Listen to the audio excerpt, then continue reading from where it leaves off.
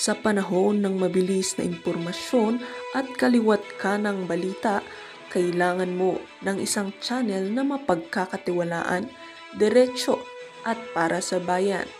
Ito ang Balitang Pambansa, ang iyong bagong tahanan ng mainit na issue, tunay na impormasyon at mga balitang hindi mo dapat palampasin. Mula sa mga trending na kaganapan sa social media hanggang sa mga seryosong isyong pambansa. Bantay kami sa bawat sulok ng bansa para sa iyo. Hindi lang basta chismis, kundi validated news, mga impormasyon na may batayan at mga kwento ng tunay na buhay Pilipino. At kung gusto mong laging nauuna sa kaalaman, huwag kalimutang mag-like, mag-share at higit sa lahat, mag-subscribe. Dahil sa Balitang Pambansa, balita mo, boses mo, bayan natin ito.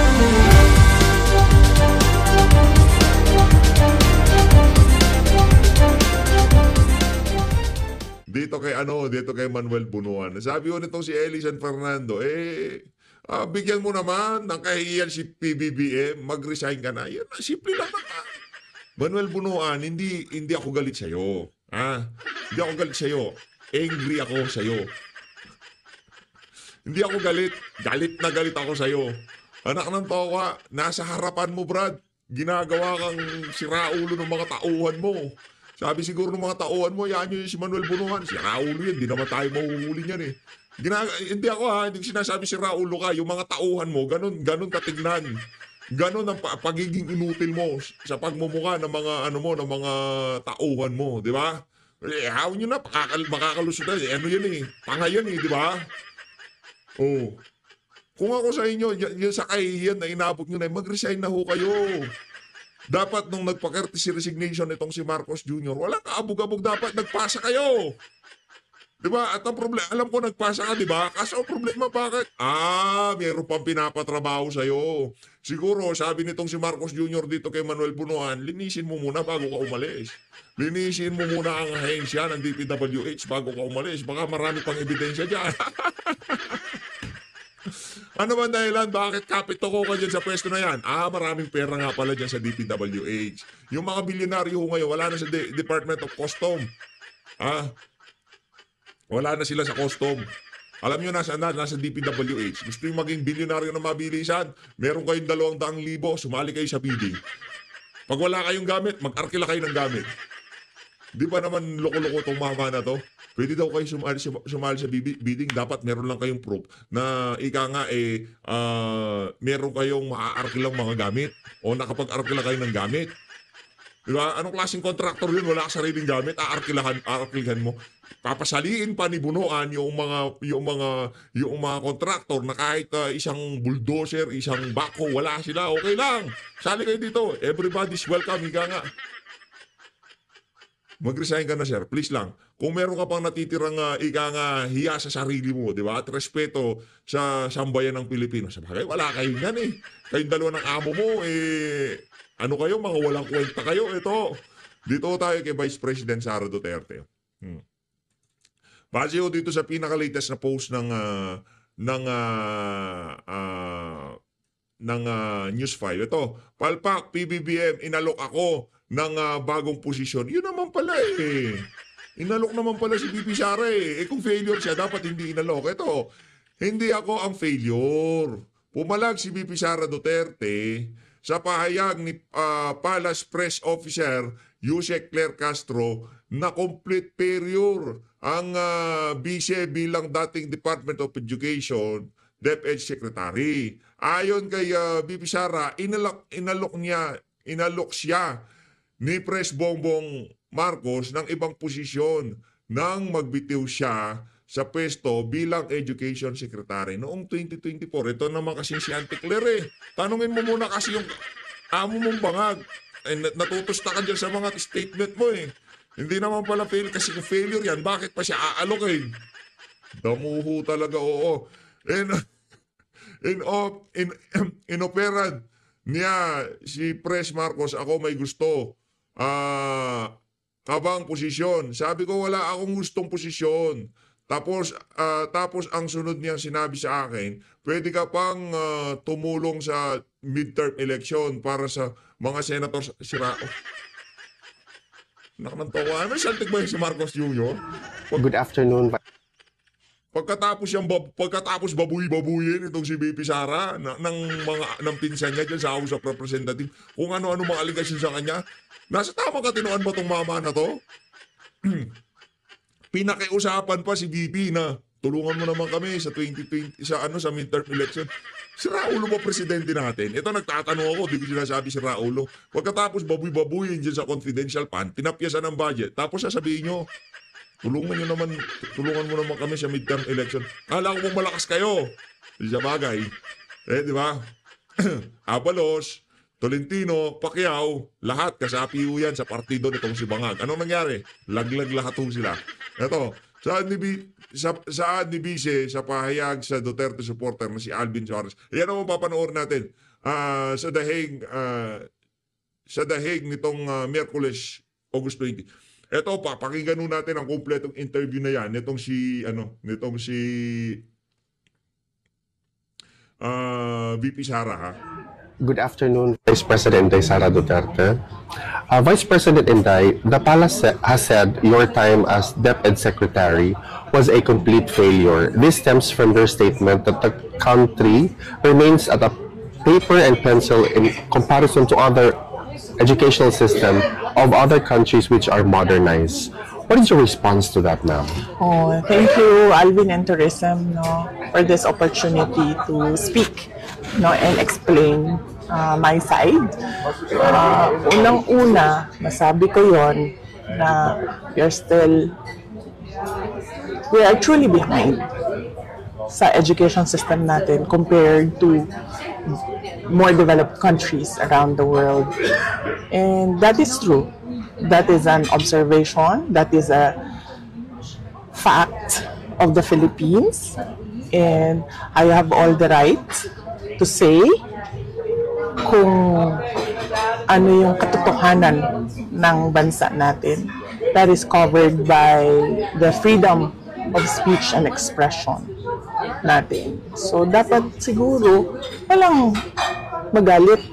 Kasi yun naman yung katotohanan ng bansa natin eh. Saan ba tayo magsisimula mag-isip ng mga solusyon kung hindi natin tanggapin na mayroong problema?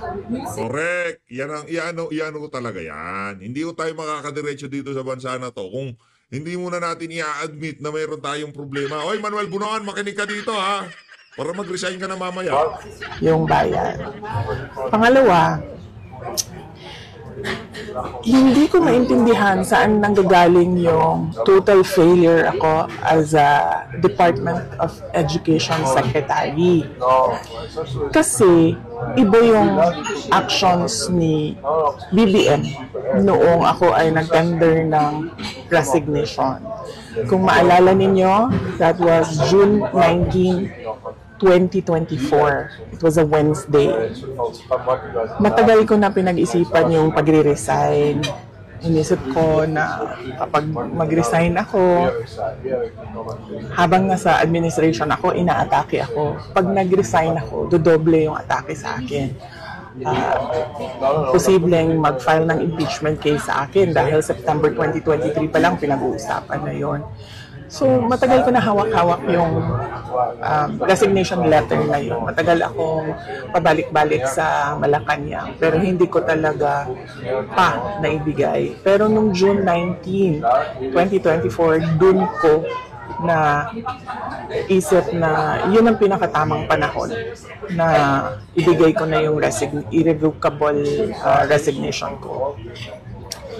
Kasi merong meeting sa Malacanang about opening of classes na hindi naman dapat na umaabot sa level ng Pangulo, pero meeting ko no para sa kung kailan magbubukas ang klase. So after nung meeting, mag-request ako kay President Marcos if I can have a few minutes of his time. Meron lang akong ibigay sa kanya na sulat. So, ang ginawa niya, sinabi niya, so ano kasi yon? Meron silang reception area, tapos papasok ka sa isang room. Doon sa room, doon ginagawa yung meetings nila. Merong conference table. Tapos pinapasok niya ako sa isa pang room doon sa loob. Nagmukha siyang office na may table, may office table, may lounge, merong living room. Doon niya ako dinala. Meron pa isang conference table. So, tinanong pa nga niya ako hindi ka pa nakapasok dito? Sabi ko, hindi. First time ko ito nakapasok dito. Tapos nagkwento pa siya na, nung panahon ng tatay ko, ito parang kung saan nag-gather ang mga tao. Tapos, gusto niya daw yung view na yon doon, kaya ginawa niyang office. Sabi ko, okay. Gumanon lang ako. And then, sinabi ko na sa kanya, may dala ako na letter, ibibigay ko sa iyo. Tapos, binigay ko sa kanya. And then, nung pinasa na niya, ang sabi niya, why? Why? Tanong siya sa akin, bakit?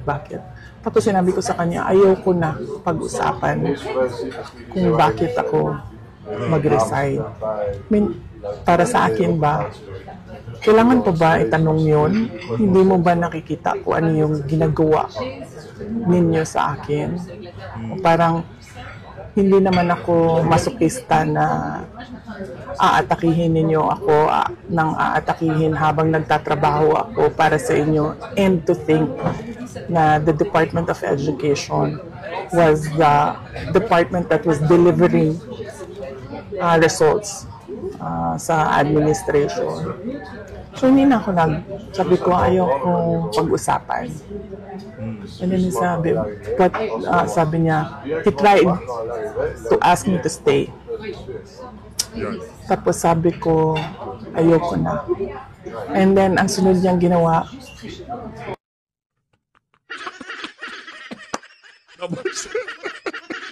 Nabasted si Marcos Jr. Parang magjowa, anak ng towa. Parang magjowa. Ano ba yan, BP? Binasted mo. Kaya pala galit na galit sa'yo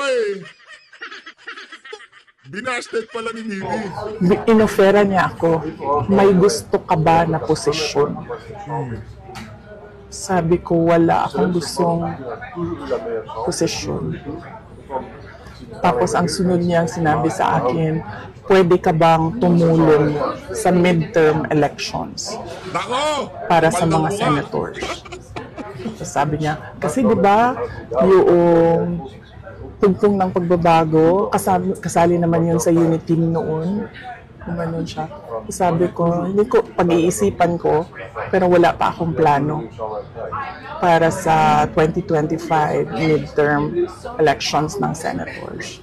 So, clearly, lahat ng attempts niya to make me reconsider my resignation, na sinabi niya, magstay lang ako as Department Secretary o DepEd, na sinabi niya, gusto ko bang lumipat sa ibang posisyon, sabihin ko daw sa kanya, na sinabi niya, pwede ba akong tumulong sa midterm elections ng 2025. So, hindi iyon actions ng taong tumitingin as failure ako. Yan. Action yon ng taong tumitingin na kailangan niya yung trabaho ko. So, hindi ko alam saan nagagaling yung sinasabi nilang failure ako as a Department of Education Secretary. At ang clincher dito, hindi yun. Hindi yung... Grabe, marami pang bala tong si Didi. Marami pa ho siyang bala dito kay Bangag. Ang tagal na niyan Ang tagal na niyan. Ang daming... may timeline si BP. Hayaan nyo lang. Kalmahan nyo lang. Ang tagal na yan, binabanatan yung pagiging Department of Education Secretary niya. Kapalpakan, si Sara, ganito, ganyan, di ba? Yung natin, ganito, ganyan. Eto ngayon, lalabas ko, sige. Nag-usap kami ni Bangag. Ano pa siya, para siyang supot. Busted siya Di ba? Pagka ayaw na, huwag kang pilitin. Ayaw na eh. Wala na kayo sa isang ikangamitiin. No? Ngayon, umalis siya. Ngayon, itong si Totoy, nagalit. Pinapa-impeach. Gusto niya akong manatili at magtrabaho para sa kanya sa administrasyon. Yun yung pag-alis ko, nagbeso-beso siya sa akin. This was 10:25 or 10:30 in the morning. Baba ako sa oras ko. Hindi lang ako sigurado sa oras. Yes, tama. Kasi ito yung pumasok sa isip ko eh. Tama yung oras ko. 10:25, 10:30 naman. Amoy alak siya. At kung ako ang pahulain, kung ano yung alak na yon, whiskey. Whiskey? Alas 10 ng umaga, sabog na sa alak. Langyang yan.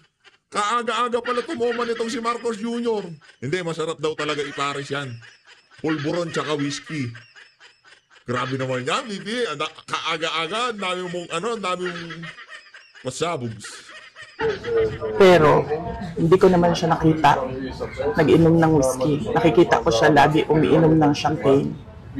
Pero amoy alak siya at 10:30 in the morning. Doon na-confirm yung decision ko na mag-resign. Ang petang garapata, kaaga-aga, ang ginagawa pala nitong si Bangag umotoma. Langyang yan. So, hindi ako ang failure. Siguro, ang failure is yung 10:30 pa lang ng umaga, amoy alak ka na. 10:30 pa lang ng umaga, amoy alak na daw itong si Marcos Jr. Aray ko! Alam niyo mga kababayan, tayo umiinom naman din. Di ba? Toma ho tayo. Pero yung tipong may oras yan, Brad. Bago matulog, para maaga kang magising bukas, hindi naman ako pampasarap ng tulog. Pampaagang magising dyan. Sa totoo lang, yung mga manginginom dyan, hindi ko alam, baka ako lang. Pagka ako bumanat, kinabukasan maaga gising siguro. Hindi pampasarap ng tulog yan. Pampaaga ng gising. Di ba? Ngayon, kung ikaw tumutoma ng umaga pa lang, hindi ka naman mangangamoy alak kung hindi ka tumutoma. Kahit na pagyayakapin mo yung mga amoy alak na yan, hindi ka naman mangangamoy alak kasi yung amoy manggagaling yan sa ilong mo, sa nostrils. Hindi kung saan, sa bibig, o hindi, sa pawi, wala yan, sa bibig yan, sa hininga, ika. Bibi naman. Grabe to si Bibi. Ayun na nga mga kababayan, commentary ako kayo dyan. Hindi ko tatanggalin yung na yan itong si Vice President Sara Duterte. Hindi ko tatanggalin yan kasi malupit yan eh. Matindi yan. Marami pang kargada tong si BP Sara. No? Ibang klase, ibang kalibre talaga nitong si na tayo. Ito na, it's bolahan time. Ika nga, bobolahin na ako nitong si Manong Ted. Iting Lacson. Hindi. Pakinggan natin game. Magaling. Mga kapatid, we have to give credit sa competent staff po ng senador and of course kay Senator. Palakpakan natin kahit tayo naman binigyan natin ng credit si Ping kahapon, di ba? Yan ibigay ang credit kung sa mga nararapat bigyan. Sir Pamphilo Ping Lacson dito po sa kanyang talumpati na binigkas kahapon. Just a short manifestation Mr. President, please. Okay, Mr. Chair, the gentleman from San Dionisio, Parañaque. Mr. President, just a short manifestation, please. Just a short one. Short one. Please, please. All right. The gentleman from San Dionisio, Parañaque. Yes, please. What is your manifestation? Mr. President, ironically, it's the gentleman from Cavite, Mr. President. He's the one exposing in full details, with facts, figures, and visuals, all the shenanigans in Bulacan. It's very ironic, Mr. President. That is the guy from the Cavite area who traversed all of this area. Ouch! Sino bang taga-Cavite, taga-Bulacan na Senator Joel, oh? Yes. So, Mr. President, Yes. In fairness, in fairness kay Senator Joel, 19th Congress, nagsasalita na siya. Ngayon lang ika nga na-emphasize talaga dahil mainit ang usapin. Pero in fairness, magpakano lang tayo dito, fair lang tayo. Nagsasalita din ho itong si Joel Villanueva. Okay? Mr. Chair, what is your comment? ang mako-comment ko dyan, baka inuna lang yung Bulacan. Baka isunod ang Cavite. Dahil ang dami nilang reklamo ng baha doon. Okay. Oo. But anyway, so what can you say before we take a break and we have to get the side of the congressman from the good province of Oriental Mindoro. Well, base doon sa manifestation ni Senator Ping Lacson, Ano hindi lang manifestation? Privilege speech. Okay. Ayan, privilege speech Yung ni sa akin yung Senator Ping manifestation. Lacson. Oo. Mr. President, just a short one, please, because this is my beloved province. You know, it is Ba't so taga Bulacan ka? difficult. Akala ko taga San Dionisio, Parañaque ka. It is so difficult that in Bulacan there is now Bukulan. Bukulan! Oh. Okay, go ahead. Oo, ngayon bumulan na mga kapatid. Pero dito nga po Gawin nga natin yun, tunog natin. Maya naman kayo! sa naging privilege speech ni Senator Ping Lacson, mga kapatid, habang may mga ilang proyekto po tayong nakita na ang tawag nga ay ghost projects, guni-guni, multo, dahil pinondohan ng pagkalaki-laki pero hindi mahagilap ng team ni Senator Ping Lacson kung nasaan yung proyekto. Again, ang talo na naman, walang iba kundi tayo. Taong bayan, taxpayers na naman. Habang pinapanood ko siya kahapon, naisip ko, sayang na naman yung binabayad kong tax. Ang hirap-hirap gumising ng maaga, magtrabaho ng patas. Tapos ganito, bilyong-bilyong pondo po yung nilulustay nitong mga nabanggit. May mga nabanggit na pangalan si Senator Ping. But again, paano yung pag-prove noon? Yun nga. Ang sa akin lang, sana wag tayo matapos sa pag-name dropping, Yan, sa sasabing correct. magkakaroon ng investigasyon. Ay naku, palakpakan natin si Ma'am DJ. Ma'am DJ, bata mo si PH update dyan sa na yan, dyan sa banat mo na yan. Dapat di lang tayo matapos dyan. Dapat, ika nga, may makulong, may mabitay. Dun sa pagpapanagot, yun lang ako. Wag din sana matapos yung Pangulo sa pag-ikot dun sa mga lugar na sinasabing may flood control projects na multo o ghost. Sana sa dulo, may happy ending para sa taong bayan. Kasi parang sa akin, kung paulit-ulit po itong mangyayari, paulit-ulit lang ding makakahanap po ng magiging creative itong mga taong ito sa pagkulimbat sa pondo po ng bayan. Kasi nga, parang sistema na siya. Kumbaga, ever since the world began, ganito na yung ginagawa. Nagkakaroon lang ng bagong mga proyekto na po pwede nilang mahanapan ng butas kung saan nila pwede isingit yung mga kukulimbatin na pera. Yun lang sa Mga akin, kapatid, again, we say thank you po sa kanyang staff ni Senator Thank you. Pangilo Lacson.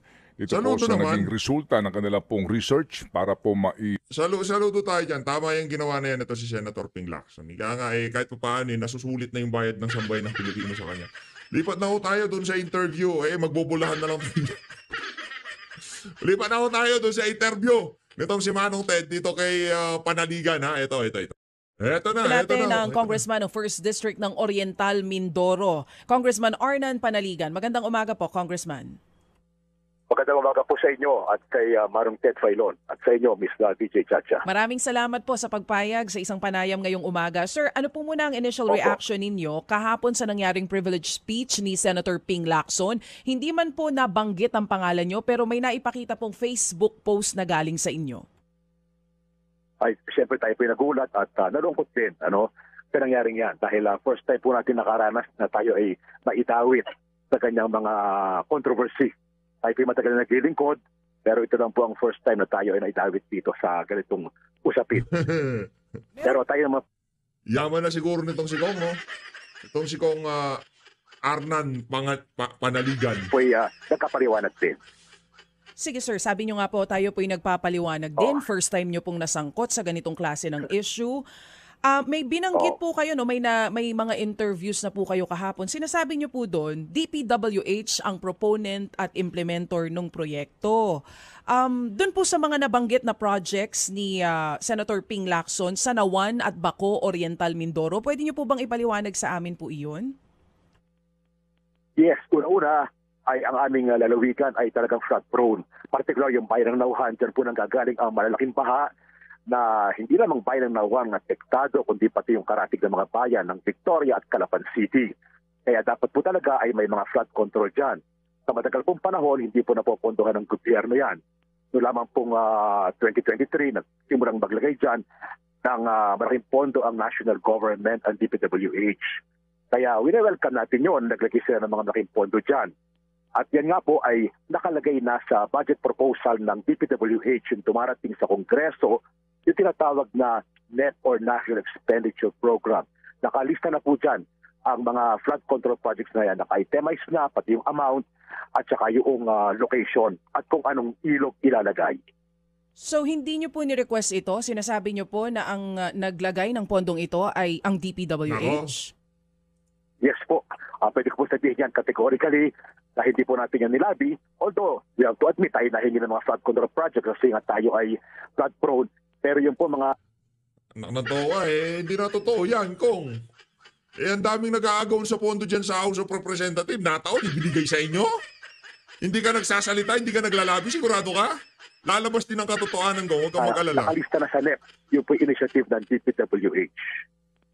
May nakalagay yung po... Yung po mga aproba ng 2023, 24, yung po ay inilistat na ng DPWH sa ating National Expenditure Program. Oo, kasi nabanggit niyo po kanina, matagal nang hindi napupondohan yung area ninyo na may kinalaman sa flood control.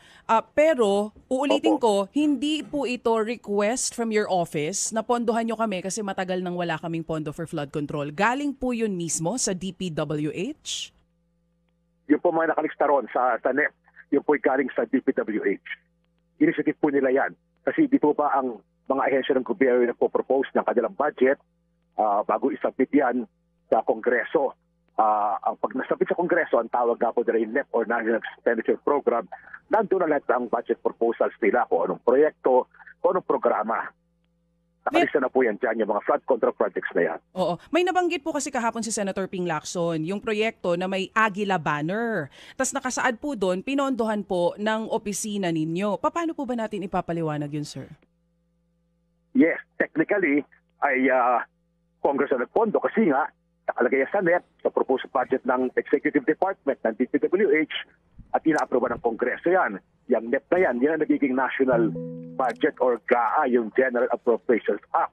Kaya kung tutusin talaga, technically, ay approved ng Kongreso yan.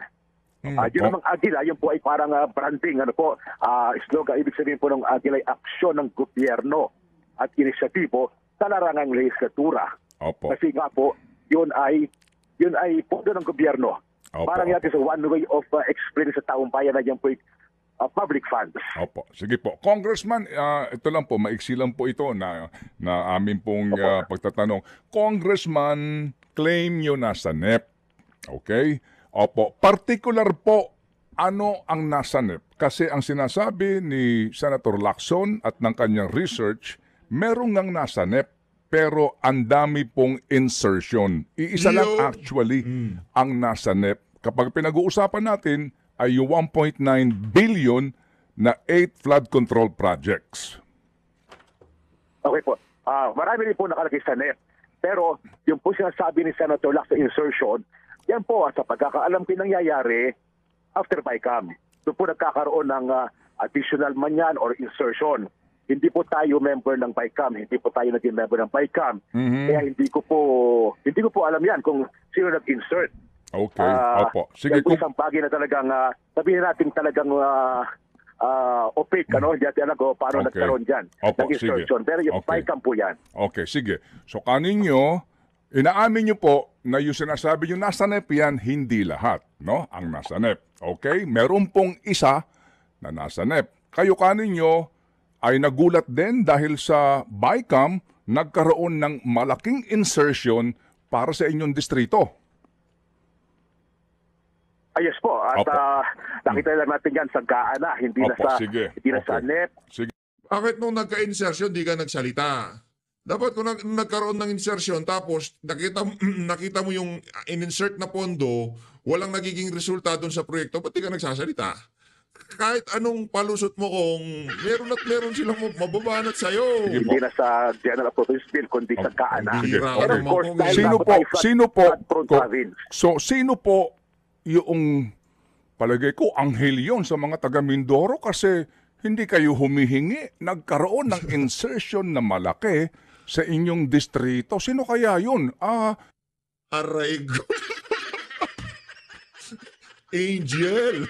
Hindi nyo ba inalam? Kasi napakalaking tulong yan. Mantakin ho ninyo, wala kayong ginagawa, nagkaroon ng napakalaking insertion para sa inyong distrito? Yes nga po. Una-una, wini-welcome namin ngayon kasi nga kami flood-prone at sa matagal na panahon, walang flood control project sa amin. So, most likely, maaaring ang ahensya rin na involved ang naglagay dyan, ang DPWH. Maaaring yan ang representasyon kasi po, sa pagkakaalam ko, ang ahensya ay nahingi ng dagdag. Yun po ang pagkakaalam ko, nahingi ng dagdag. Sandali lang ha. Kasi po, ang ahensya, kung ano bang budget po pinag-uusapan natin dito? Hindi itong 2025, di ba? Kasi ang binabanggit dito, itong 2024 hanggang itong nga pong 2022. So, last year po, na budget, nang hingi ang ahensya in your behalf? Ganun po sila? Sa dinami-dami Maaari po yun. Ha? Okay. Opo. Mali po kasi nga po, ang DPWH, sila nagpoponto niya ng mga proyekto. Pagka ganyan ang inyong congressman, palitan nyo na. Itapon nyo na sa basura, anak ng tawa. Wala kang responsibilidad? Kasalanan lahat ng DPWH? Anak ng tawa, naglagay sila ng flood control, di ka man lamang nagpadala ng tao. Ako mayayari dyan. Check nyo nga yung flood control na yan. Nagpunta ka doon sa site, ginaya mo itong si Gov. Dolor, maniniwala kami na isa ka sa mga dyan, ika nga, mga nagalit dahil dyan sa mga palsipikadong flood control na yan o guni-guning flood control. Pero ngayon, ini-interview ka, sinasabi mo na, DPWH yan eh, ano yan eh. Distrito mo yan, obligasyon mo yan. Kung ano man ang proyektong bumaba dyan, mapa-covered court, mapa-basketball court, mapa-flood control, nilalagay nyo nga mga pangalan nyo, mga pagka nga merong groundbreaking, yung mga mukha nyo, inaambalang nyo eh, di ba? Pinapaskilo nila, di ba? Tapos ngayon merong problema, hindi, ano yan, DPWH, ano nanto ka, napakawalang iya. Silang naglalagay niyan sa kanilang budget Ayoko proposal, paring sa tingin nila ay kulang pa. Kaya naglalagay silang additional. Kasi nga po, napakalaki naman talaga ng mga ilog namin sa Mindoro Okay. Opo. at napakahaba. Opo, sige po. So, last year po, hindi rin kayo member ng BICAM? Hindi po ako nagiging member mula noon hanggang ngayon po. Okay. Kahit na po kayo deputy speaker. Hindi po Ay, ako deputy deputy ka, speaker. Brad. Deputy majority leader I'm po. sorry, Ngayon lamang po tayo naging deputy. Nung isang term tayo, assistant majority lang. Opo, Pero sige. ilan lang Okay. po naman nagiging member ng PAICAM kaya hindi po tayo naging Sige, member. okay. So ngayon po, ito pong sinasabi ninyo na nagmagandang loob para ho bigyan kayo ng pondo sa inyong distrito. Sa dinami-dami nga po ng distrito, umabot daw yung pagmamagandang loob ng 19 billion? 19 billion.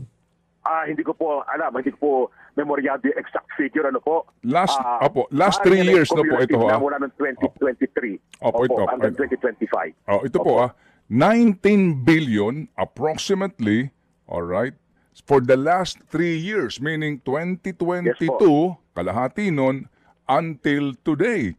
So, wala ho kayong kaalam-alam na may nagmamagandang loob sa inyo sa departamento ba ito o kung kanino man na gumagawa ng budget at inaaprubahan ng Kongreso na umabot ng 19 billion?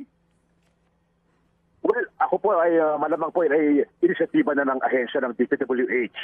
Kasi nga, marami po naman talagang request sa amin ng flood control, mga barangay, mga municipal governments kasi nga ay kami po ay flood prone at napakahaba ng dapat gawin ng mga flood control sa mga ilog namin. Kaya welcome po namin yan. Hindi po naman namin sukat akalain na magkakaroon ng kanyang problema. Mhm. Pero kung ang tatanong po ay kailangan bang flood control sa amin, ay Opo. kailangan po talaga. Opo. Sige po, so kung hindi po nanggagaling sa inyong initiative itong insertion, yung pong mga sinasabi po ninyo, yung pag-claim nyo actually, di ba meron pong isang post na ibanggit po si Senator Lacson that you are claiming na kayo ang nag-initiate ng budget. How do we reconcile that, Congressman? Yun nga po, alam niyo naman sa gobyerno, basta may project ang gobyerno sa iyong lugar, yung locality, isinasama po natin yan sa ating mga accomplishment report talaga. Kasi ganoon naman talaga po parang yung accomplishment. Siraulo ka ba kung isasama mo sa accomplishment report mo, hindi mo ipapacheck kung talagang accomplish yung project? Ng gobyerno. Ay di naman po natin suot akalain na meron parang magiging problema yan after implementation. Pero normally talaga, lahat ng mga in-implement proyekto ng national government ay i-factor po natin yan sa ating mga accomplishment report para alam ng tao na yan po ay government funding. Okay, sige po. So ano po, in parting, ano po ang inyong masasabi, Congressman, na doon po sa dami at laki ng pondo para sa inyong lalawigan, ngayon po may reports na ng mga substandard, even ghost, at mga proyekto po na sinasabing pagwawalda sa pera kasi nga po hindi maayos ang gawa na mga proyekto po na may mga karatula po kayo. Ano po ang inyong mensahe, Congressman? As early as last year po, tayo po ay nanawagan na sa DPWH kasi nung po isang taon may nasira ng portion sa ginawa mga dike. Tayo po nung isang taon ay sumulat na kay Secretary na ayusin nila ang disenyo, i-review at i-reassess ang mga ongoing flood control projects nila sa ating distrito at tiyakin na tama ang disenyo at ang implementasyon. Inassure tayo ng regional office na kanilang i-repair at no cost to the government, yung contractor ay kailangan i-require na i-repair at babaguhin daw nila ang disenyo. Okay. So ngayon po may nasira na naman. So yun po ating panawagan na sayang lalo ang pera natin ng gobyerno kung mali ang implementasyon, mali ang disenyo at saka implementasyon. Okay. Sige, again po, just to clarify po, Congressman, ha? Okay. Doon sa mga post ninyo, sa mga karatula, you are claiming that it is your initiative, yung mga project. Tama, di po ba? Nakalagay puro kasi nga po. Kaya nga po. Hindi po tayo nagpondo dyan. Hindi po. Opo. You're claiming... Itong si Congressman, masyado kang defensive eh. Kaya maraming nagagalit sa'yo. Yung proyekto ay initiative po ninyo. Sa inyong... sa amin pa, sa inyo pong sa inyong sipag yon, sa inyo pong pagtatrabaho, kaya nagkaroon ng initiative nga ng ganitong proyekto. Tama po, ano po? Yes po. Opo. Yes po. Pananaw ko po doon ay initiative ng Kongreso dahil ang Kongreso po naman talaga ang nagpapasa ng national budget. Pero yung original proponent po ay yung original proposal ay nanggaling sa proposal ng DPWH. Sila po nag-identify ng proyektong yan. Ito ang ating ibig sabihin. Unfortunately, nagkaroon nga ng ganyang problema. Pero hindi po naman alam natin yan, magkakaganyan ang problemang yan. Opo, sige po. Sige. So ngayon po, hindi ba kayo magkukusa na hanapin yung anghel ng inyong distrito na naglagay ng napakalaking insertion sa budget? Ay, ating pagkatanong po kung ating pong mauungkat yan. Pero sabi ko nga po, maaaring yung initiative ng ahensya, maaaring may kausap yung ahensya. Oo nga po, sa ahensya po, hindi kayo magkukumahog na kahit pang papaano, pasalamatan yung taga-ahensyang yun. Sino ho yun? Wala ho kayong effort nun. Alamin sino yung magandang loob sa DPWH na bigyan kayo ng 19 billion. Galing nung nitong si Manong Ted. Saludo Manong Ted ha. Ang galing ng mga tirada niya na, ano ba yan? Mayroong proyekto, di man lamang nyo aalamin kung sino nagmaganda loob. Kayo, congressman, napaka-inutil nyo. Di man kayo nagpaplano ng mga proyekto sa distrito nyo. Di ba? Tama naman. Yes, tatanungin po natin yan. Marami po siguro nag-propose niyan. Ating po tatanungin para di masabi natin sa kanila na yung kanilang naging proyekto ay may problema at kailangan kanilang ayusin. Opo, sige po. So salamat sa inyo pong panahon. At least po amin nakuha ang inyong panig, Congressman